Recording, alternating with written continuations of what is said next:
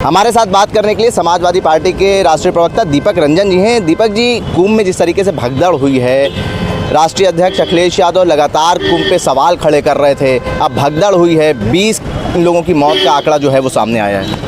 देखिए, महाकुंभ में जो कुछ भी हुआ बड़ा पीड़ादायक है, दुखद है, उस पर कोई राजनीति करने का सवाल नहीं है। लेकिन हम लोग शुरू से, चूँकि हम लोग ने सरकार की व्यवस्थाओं के ऊपर शुरू से विपक्ष जो है वो आरोप प्रत्यारोप लगा रहा था। अगर वीआईपी कल्चर नहीं होता तो आज इतनी मौतें नहीं होती। 20 तो हमें लगता है कि बहुत कम बताया जा रहा है। मोर देन 100 लोगों की वहाँ पर जाने जा चुकी हैं और बहुत से लोग जो है जो अस्पताल में ICU में एडमिट हैं। और जिन लोगों की मौतें हुई हैं, मैं उनको श्रद्धासुमन अर्पित करता हूँ, उनके परिवार के प्रति मैं खेद संवेदना प्रकट करता हूँ। लेकिन मैं जहाँ तक वीआईपी कल्चर का जो सवाल है, अगर देखिए जिस तरीके से 9.5 किलोमीटर के बाद लोगों को रोक दिया गया, अगर उन लोगों को चलते देते तो मैं समझता हूँ इस तरीके की जो आपदा घटी है मौनी अमावस्या के दिन, ये ऐसी आपदा नहीं घटती है। निश्चित रूप से बहुत दुखद है। आगे अभी बहुत दिन है, तकरीबन 1 महीना भी बचा हुआ है महाकुंभ को।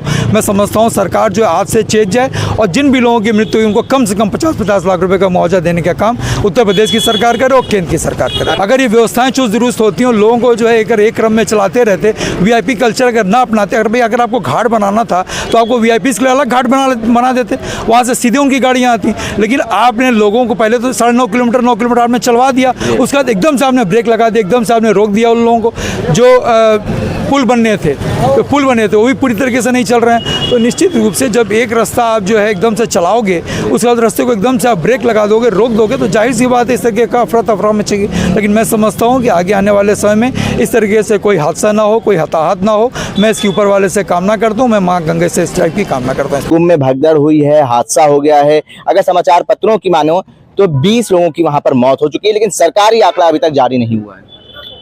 ये बड़ा दुर्भाग्यपूर्ण है कि अब तक सरकार ने आंकड़ा नहीं जारी किया। क्या छिपाने की कोशिश की जा रही है कि विपक्ष आंकड़े जुटा के सारी चीजें सामने लेके आए, और ये सिर्फ इसलिए किया जा रहा है कि सरकार इस खबर को दबा देना चाहती है। जो पीड़ित है, जो दिवंगत हो गए, जो वहां पे जान गंवा बैठे हैं, उन लोगों के परिवार को मदद नहीं करना चाहती सरकार। और अगर घटना घटी है, किसकी लापरवाही से घटी है, क्यों घटी है, उसकी जांच करके जो भी दोषी लोग हैं उन पे कठोरतम कार्रवाई होनी चाहिए। अगर ये सब सरकार नहीं करेगी तो ये माना जाएगा कि सरकार ने महाकुंभ वीआईपी लोगों के लिए भ्रष्टाचार तरीके से किया था।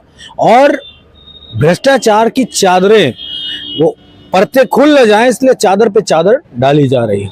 किसी भी अधिकारी की जवाबदेही नहीं तय की जा रही है। योगी आदित्यनाथ का कोई भी ऐसा सवाल नहीं है जिससे कि वहां के अधिकारी डरे।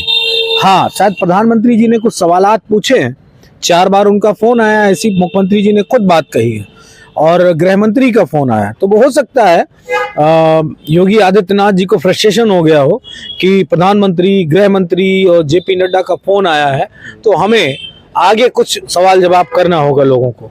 हो सकता है कोई कार्रवाई करे, लेकिन मैं इतना जानता हूं कि जो घटना हुई है वो बहुत दुर्भाग्यपूर्ण है। और सारे साधु संत कह रहे हैं कि मोस्ट VVIP कल्चर लागू करने की वजह से वहां ये घटनाएं हुई हैं। क्या सरकार इसकी जवाबदेही स्वयं करेगी या अधिकारियों से पूछवाएगी कि क्या मालूमात, क्या तरीके, क्या व्यवस्था अव्यवस्था रही, उसकी जानकारी जनता जानना चाहती है। अखिलेश यादव ने ट्वीट के माध्यम से मुख्यमंत्री योगी आदित्यनाथ पर हमला बोला है। उन्होंने कहा है कि हादसे की नैतिक जिम्मेदारी लेते हुए उन्हें पद से इस्तीफा दे देना चाहिए। निश्चित तौर पे आप महंत हैं, और सबसे बड़ी बात यह है कि आपने 10,000 करोड़ रुपए खर्च किए। जिनकी जानें चली गई हैं वो वापस नहीं आएंगे। आदरणीय राष्ट्रीय अध्यक्ष जी ने जो बात कही है कि नैतिक जिम्मेदारी लेते हुए इस्तीफा दे देना चाहिए मुख्यमंत्री जी को अपने पद से, लेकिन चूंकि बीजेपी का कल्चर है नहीं, वो अपनी नैतिक जिम्मेदारी नहीं लेते हैं। उनकी सबसे बड़ी एक ही जिम्मेदारी है कि सत्ता का कैसे उपयोग किया जाए और कैसे राजयोग भोगा जाए, कैसे हम माल कमा लें, कैसे पैसा अंदर कर लें, कैसे हम अपने परिवार वालों को मजबूत कर दें। यही उनकी नैतिक जिम्मेदारी है, उसका वो पालन कर रहे हैं। मुझे नहीं लगता कि वो इस्तीफा जैसी कोई चीज पे आएंगे। जब वो अपने 4 अधिकारियों को सस्पेंड कर देंगे तो मुझे लगेगा कि शायद उन्होंने नैतिकता का शायद उन्होंने आत्मसात कर लिया। शिवपाल सिंह यादव का भी बयान आया, उन्होंने कहा है कि सरकार 11,000 करोड़ रुपए कुंभ पर खर्च कर चुकी है, लेकिन व्यवस्था ठीक नहीं है। उन्होंने ये भी कहा है कि जब इतना बजट है सरकार के पास, जो पीड़ित परिवार हैं, जो मृतक के परिजन हैं, उनको 1-1 करोड़ का मुआवजा देना चाहिए। बिल्कुल, ये मांग समाजवादी पार्टी सुबह से कर रही है कि जो पीड़ित हुए हैं, जो घायल हुए हैं, जो दिवंगत हो गए हैं, उन सब के परिवार को 1-1 करोड़ की मदद दो, सरकारी नौकरी दो और उनके परिवार को मजबूत करो। अगर आप ये नहीं कर सकते हैं तो आप डबल इंजन की सरकार हो, ट्रिपल इंजन की सरकार हो, उसका कोई फर्क नहीं पड़ता, कोई मायने नहीं रखता है। जी, तमाम सवाल भी अखिलेश यादव ने खड़े करे और अपील भी करी है कि गंभीर रूप से घायल लोगों को एयर एम्बुलेंस से निकटतम हॉस्पिटल पहुंचाया जाए। जब सरकार यही बताने को तैयार नहीं है जी कि कितने घायल कितने मरे, जी, तो हम आप क्या कर सकते हैं।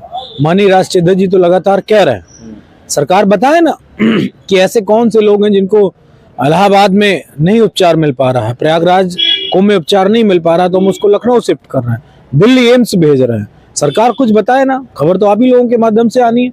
सरकार कोई भी इंतजामात नहीं करना चाहती इस मामलात में, सिर्फ वो ये चाहती है किसी तरीके से खाना पूर्ति हो जाए, ये खबर दब जाए, मरने वालों का आंकड़ा सामने ना आए और हम फिर कल किसी और स्नान की बात करके और किसी और मुद्दे को सामने लाकर इस मुद्दे को दबा देंगे।